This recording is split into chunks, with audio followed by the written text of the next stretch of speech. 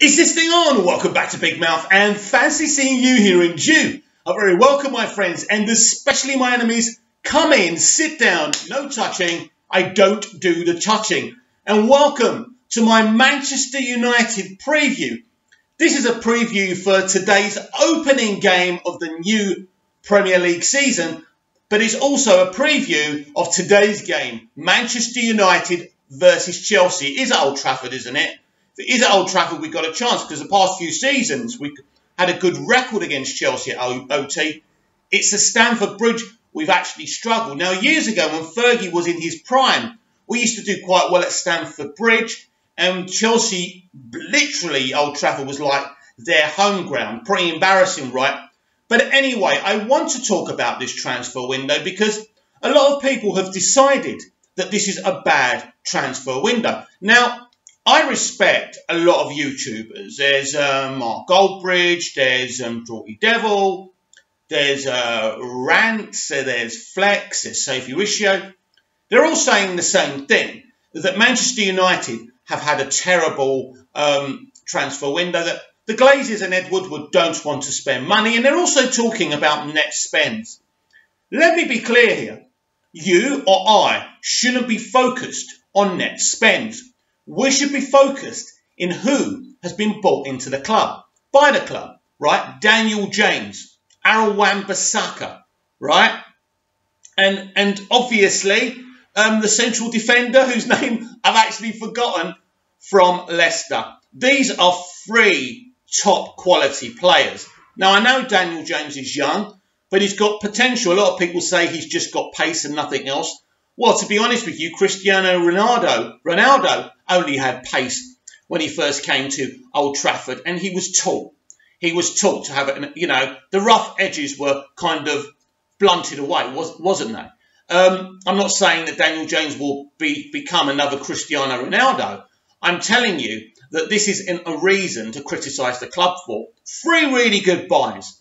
They spent a lot of money on them. Now, they sold Lukaku, and they made money on Lukaku. They basically got their money back. But when you start adding what they've sold and what they've bought and talking about net spends, there's an agenda there, isn't there? There's an agenda, and we know there's the Glazer out campaign, and it trends a lot. It certainly trended by the close of this season's transfer window. But at the end of the day, I don't care about net spends. I look at who they've brought in. They've sorted out the problems in defence, right? And this was really, really important. Aaron Wan-Bissaka was such a pivotal signing. We needed him. We got him. Now, there's another thing I want to discuss as well. There's this kind of obsession with clearing out the deadwood. That deadwood aren't deadwood in terms of building a squad, right?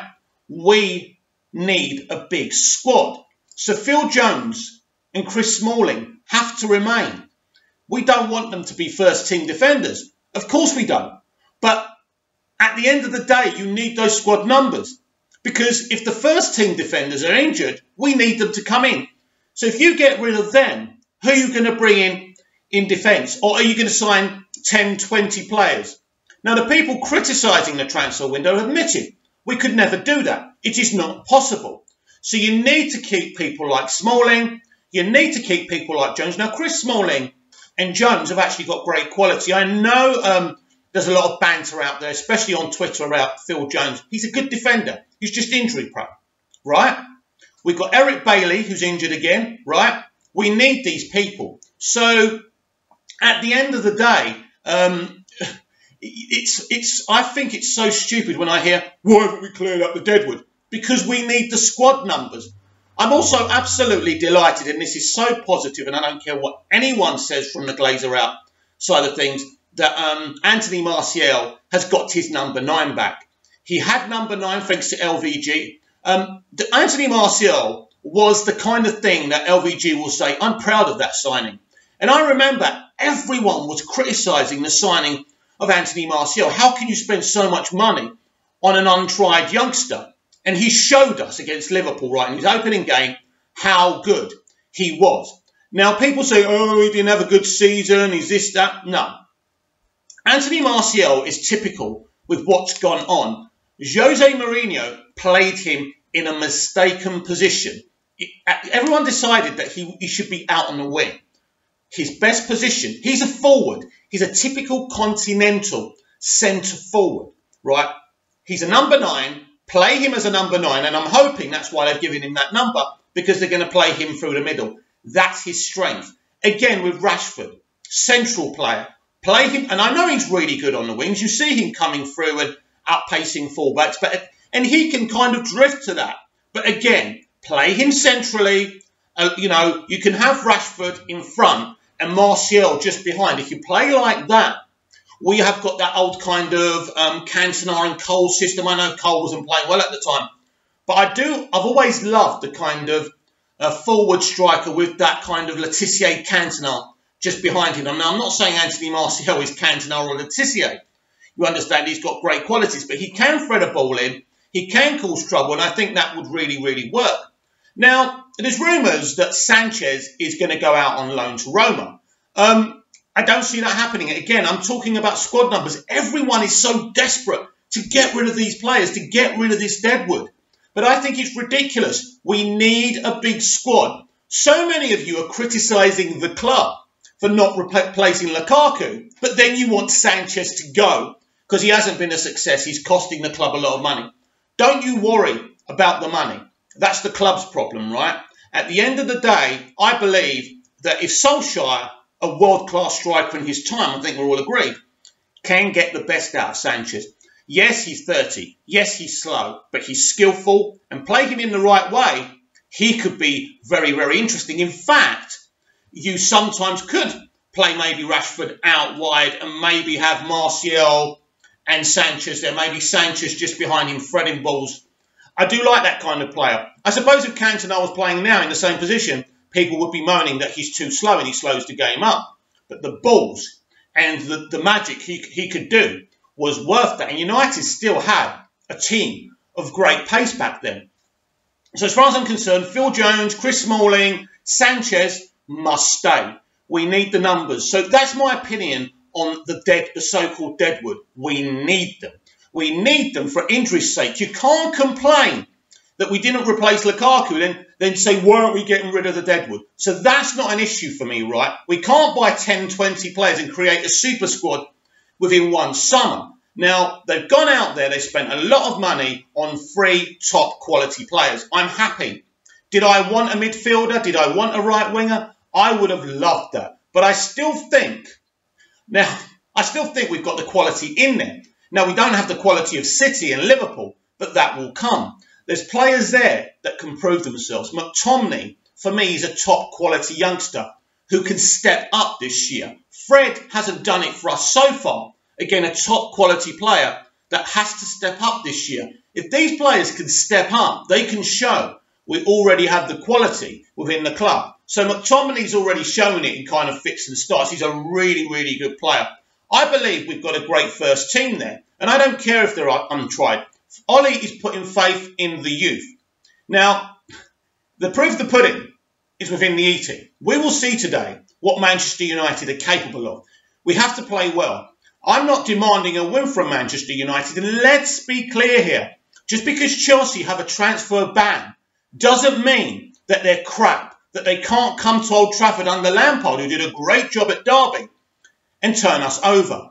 And I don't think United should be criticised just because they had a transfer ban. At the end of the day, Chelsea have got a good team, they've got a good squad, they've got a great manager, they can have a great season. So that's not an argument. And also when I go back to the United stand and Mark Goldbridge and Drillty Devil, Rance, Flex and Soph Ricio, right? They're basing the whole season predictions on the transfer window. Because we didn't buy a midfielder, we didn't buy a right winger, all of a sudden we're crap, we've got crap owners. I don't think our owners are as bad as people say they are. And this accusation that they haven't spent money and they pocket it all is absolute bollocks. It's bollocks. I really want someone to go and get a calculator because I'm shit at maths. I can barely do 1 and 1. I can barely do my 5 times table. But I tell you what, even if you look at their net spend, it's quite considerable. But take the net spend away and see what they've spent, who they've brought in. The first summer, LVG came in. Di Maria, Falcao, top quality players. They didn't work out, but that's not the owner's fault, is it? Now, they're criticised for the type of managers they brought in. They brought in big names because we demanded that after David Moyes. Fergie made the mistake with Moyes. LVG was the wrong type of manager, and so was Mourinho. But at the end of the day, these are people who have managed Real Madrid and Barcelona. LVG's CV is amazing. Amazing. Better than Jose's, by the way. And I'm not talking about trophies. He pioneered the Ajax youth system, the greatest youth system there's ever been since football's been invented. So you can understand why they wanted to bring him in, but he was a lunatic. It didn't work, but he did make me laugh, but he did get Martial. Well done, LVG. And I'm always love listening to Louis talk because I just think he's a great football man. But so they brought in big names after Moyes. It hasn't worked. So again, kind of looking at Mark Goldbridge and all these people who I respect, who I like, who I follow, who I share. I've got so many people to watch their stuff. I'm just a little YouTuber talking about the club I love. And Manchester United is certainly not my bread and butter. I talk about DC mostly, Doctor Who. So I'm a bit of everything, right? I like a bit of everything. It's fine. If I have a sandwich, I put lots of stuff in it. But when you say those people like Mark Goldbridge saying that the Glazers don't have a plan. There's not a plan, but there is a plan. Manchester United have brought Ole Gunnar Solskjaer, which I admit is a manager, an untried and tested manager who's very cheap. They've got Kieran there, who was part of I think was he a reserve team manager? He's got Michael Carrick, who's proven to be a great coach too. Manchester United are going down the boot room avenue. Now, we saw after the glory days of Liverpool that didn't work for them carrying that on. But I think it can work for United. I'm very interested in what they're doing. There clearly is a plan here. But everyone's angry because there doesn't seem to be a director of football about, which Manchester United are still looking for again. They're trying to do things properly. Now, all fans care about is the next Carlos Kickerball that the club's going to sign for 100 million. And if it doesn't happen, everyone goes nuts. And of course, the YouTubers like Mark Goldbridge, etc., are going to home in on that. It's great. I know some people call them the negative stand. I don't believe that, but I understand where they're coming from. I understand why they do what they do, but I'm not going to do that. I'm going to speak honestly from a different point of view. I believe we have got a plan. Now, they say there's no plan because we don't have a plan of what type of player we're buying. What we do. Aaron Wan-Bissaka is a world-class fullback, right? The guy from Leicester, whose name I still forget. And I've been going on about, oh my God, it's ridiculous. But anyway, yeah, and Daniel James as well. I think we bought three. There's a plan to implement youth. I mean, the central defender from Leicester is 26. He's got a bit of experience. He's a Steve Bruce. He's tough. He won't take any shit. I like that. So United have brought great quality and great attitude. We've even seen Ollie, knock people like Lingard down a peg or two over their social media activity. He's still doing bits and bobs, but not as much. After the fan outrage of what he was doing, I don't care what they do, in their own time on social media, and I don't understand why people get upset. Well, I do. After a game, you react. So you can see people laughing and joking. But people like Lingard and Pogba, it's in their makeup to laugh and dance. It doesn't mean they don't care. I think our squad of players do care. But I think they've been under so many different managers, especially LVG and Mourinho, who shackled them. And now there's a new manager. There's big changes happening behind the scenes. Just because we didn't buy 7 or 8 people for 100 million each doesn't mean the club isn't going in the right direction. I'm excited for the future. I can't wait to see this boot room mentality come through, promoting from within. They've even given Nicky Butt a position in part of the team management structure. We don't have a manager anymore. We've got a management team. It's a new way of doing it. So don't listen to those people who say the club don't have a plan. Ed Woodward is making money for the club, right? But also behind the scenes, there are plans in place. We will have a director of football.